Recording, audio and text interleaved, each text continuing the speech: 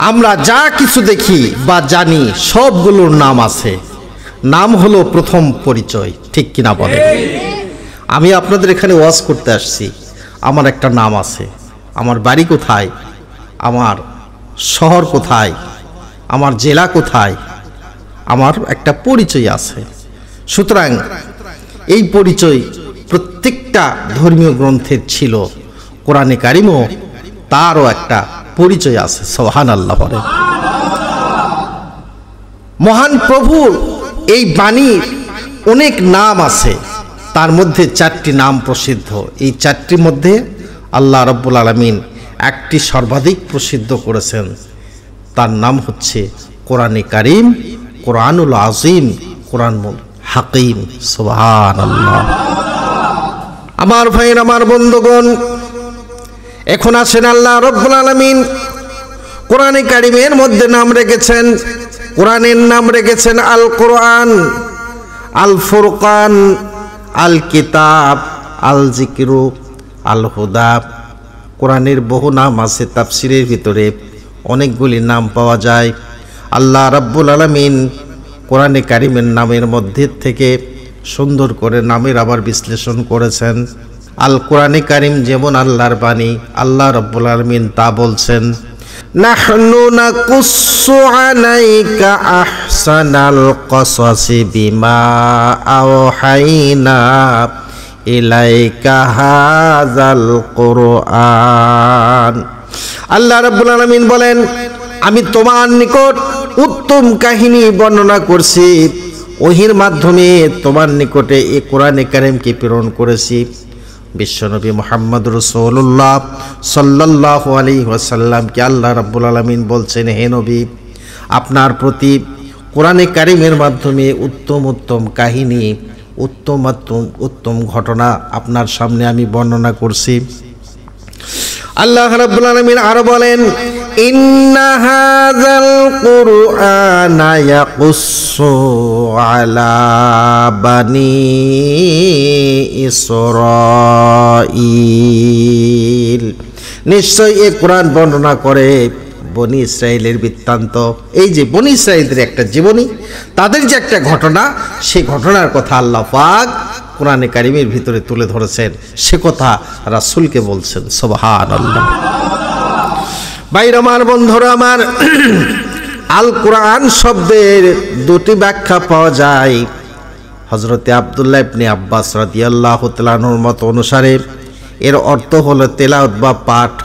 তার দলিল হলো আল্লাহ পাকের কোরআনে কারিমের বাণী, ইন্না আলাইনা জামাআহু ওয়া কুরআনাহু ফাইজা করানাহু ফাত্তাবি কুরআনা। আল্লাহ রাব্বুল আলামিন তিনি বর্ণনা করেছেন, এর সংরক্ষণ ও পাঠ আমি আল্লাহ, আমার দায়িত্ব। অতঃপর আমি যখন তা পাঠ করি, তখন আপনি সেই পাঠের অনুসরণ করেন। নবী প্রখ্যাত তাবি হযরত কাত্তা রাদিয়াল্লাহু তাআলা আনহুর মত অনুসারে শব্দটির অর্থ হলো মিলানো। কোরআনে কারিম যখন আপনি পড়বেন, তখন দেখবেন কি সুন্দরভাবে কোরআন মিলিয়ে যাচ্ছেন। আর রহমানু আল্লামাল কুরআন খলাকাল ইনসানা আল্লামাহুল বায়ান। কত সুন্দর করে আল্লাহ মিলায়ে মিলায়ে পড়তে বলছেন এবং সেটা অবতীর্ণ করেছেন। সুবহানাল্লাহ। ভাইরা আমার, বন্ধুরা আমার, এখন আসেন 2 নাম্বারের কথা বলি, ফুরকান। কোরআনে কারিমকে ফুরকান বলেছেন, যেটাকে বলা হয়েছে আল ফারকু বাইনাল হাক্কি ওয়াল বাতিল, হক এবং বাতিলের সঙ্গে পার্থক্য সূচিত করে, সেটাকে বলা হয় ফুরকান। সুবহানাল্লাহ বলেন। ন্যায় থেকে অন্যায়, কল্যাণ থেকে কল্যাণ, মঙ্গল থেকে অমঙ্গল, এমনি করে যেটাই পার্থক্য সূচিত করে, সেটাকে বলা হয় কোরআনে কারিম, কোরআনুল ফুরকান। সুবহানাল্লাহ।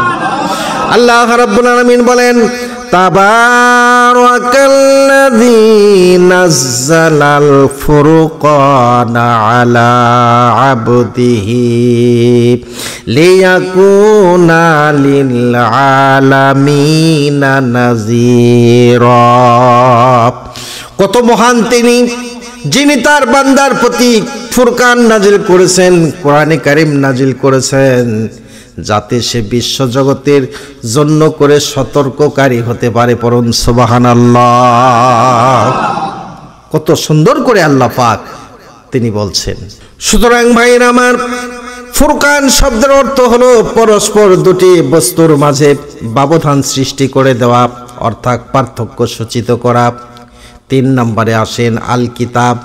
কিতাব কাকে বলে?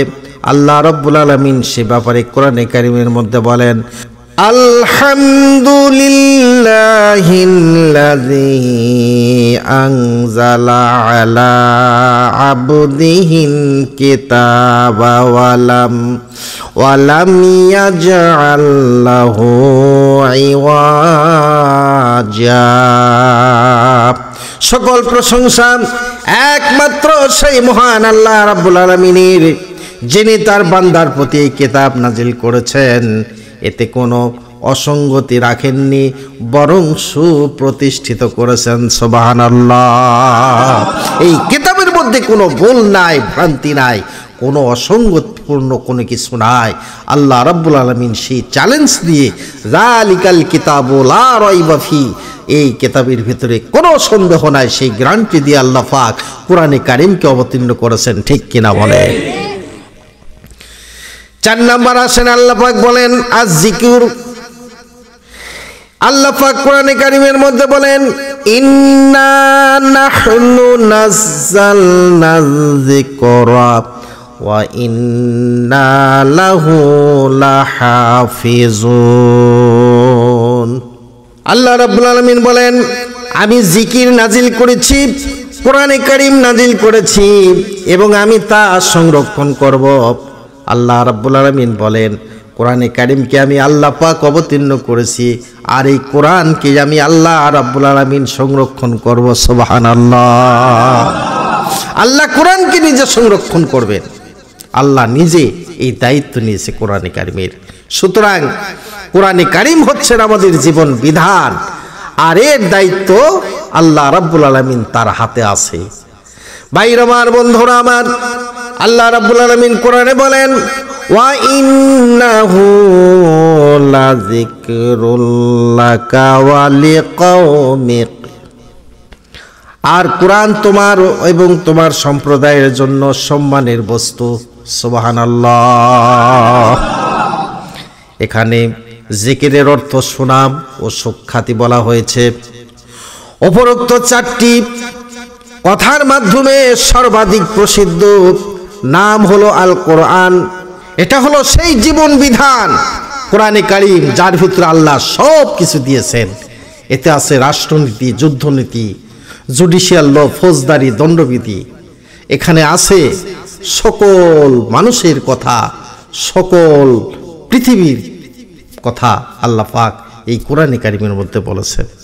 এতে আছে দর্শন, জ্ঞান, বিজ্ঞান, ভূগোল, ইতিহাস, সমাজ ইত্যাদি সব কিছু যা মানুষের জন্য দরকার, তাই এ নামে সর্বাধিক প্রসিদ্ধ। এছাড়া আল কোরআনে আরও বহু নাম রয়েছে, একাধিক নাম এই কোরআনে কারীমের আছে, যেমন রহমত, হিকমত, তারপরে হচ্ছে করিম, তারপরে কালাম, তারপরে বোরহান, নূর, হাবলুল্লাহ, কওলে ফাসল, বিভিন্ন নাম তাফসিরের ভিতরে আসছে।